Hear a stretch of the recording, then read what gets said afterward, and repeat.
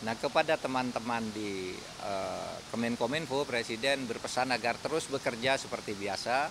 Nanti saya yang akan menjalankan tugas dan bertanggung jawab menggunakan wewenang sebagai menteri sampai nanti ada keputusan baru dari Presiden yang waktunya belum ditentukan tadi. Gitu.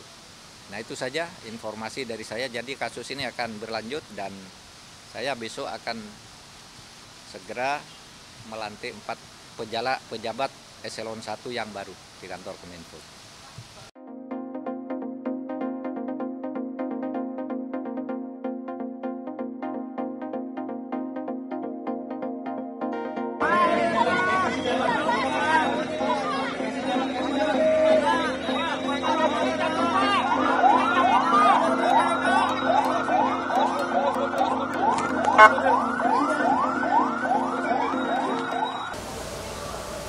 Enggak.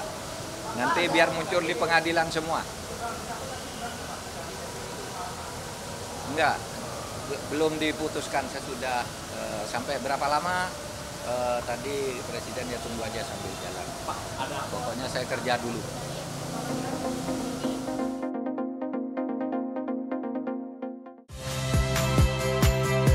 Saya Magister Tarigan.